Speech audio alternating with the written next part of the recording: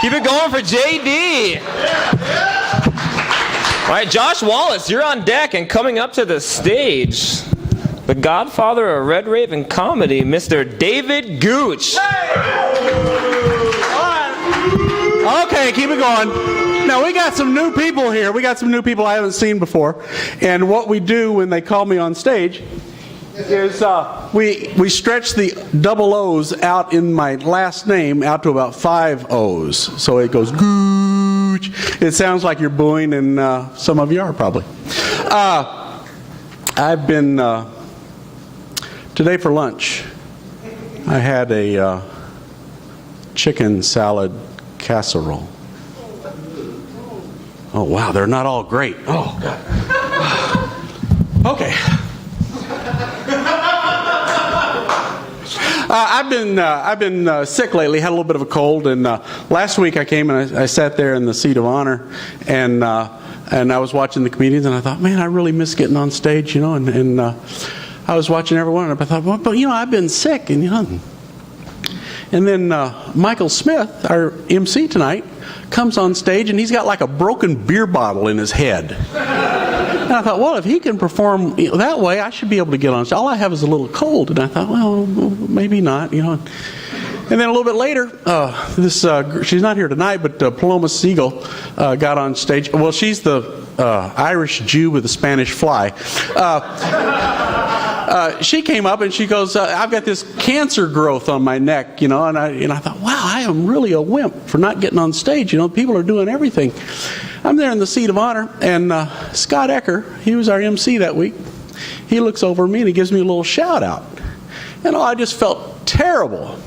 Now, the reason I felt terrible is because Scott Ecker is the reason that I've had so much free time lately. Scott Ecker is in a relationship, finally, alleviating some of the fears of his parents. And that allowed me to stop studying. I finally put down the book, Junior High Science Teacher for Dummies, and I was, you know, trying to meet, well, his girlfriend, and it allowed me to spend some extra time. And then now I get to go and get a refund on my Bunsen burner, and I forget all about mitochondria and all that other good stuff because, well, she's taken now. So cats and dogs. I was trying to figure out about a pet recently, and I was trying to decide between cats and dogs. I thought, well, a dog is so messy. You got to walk it every day. You got to clean up its poop. I'll get a cat. Well, I'm too cheap to pay for a cat, and so I opened up a place underneath my porch so that cats could breed under my porch because I like the scent of cat urine in the summertime. And finally, I was able to trap one of the kittens as it was trying to come in or out of the little hole under the porch, and I started feeding this little kitten. I built a cage, and I didn't want it in my house, so I built a cage on the outside of my living room window so I could open the window, reach in, pet the cat, or shut the window and just watch the cat there. And so I would feed it, and I'd put a little blanket on it, and then I finally built a little heating pad for it to sleep in the wintertime, and I built a door that you could open up on the outside. I could stick my arm in there, and I was training the cat to get used to human contact. It was a wild cat. Its parents were wild. The cat before it was wild.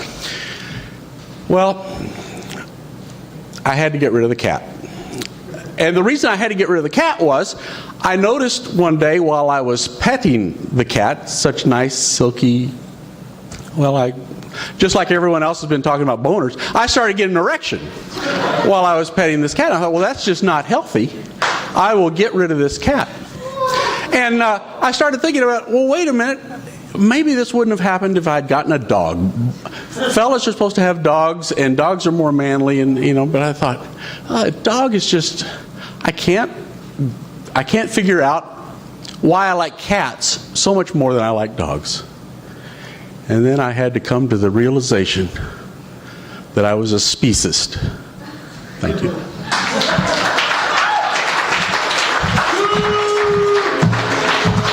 Keep it going for David Gooch. All right, Aaron French, you're on deck. And coming up to the stage, he too was also at the Fargo Comedy Festival last week. The very funny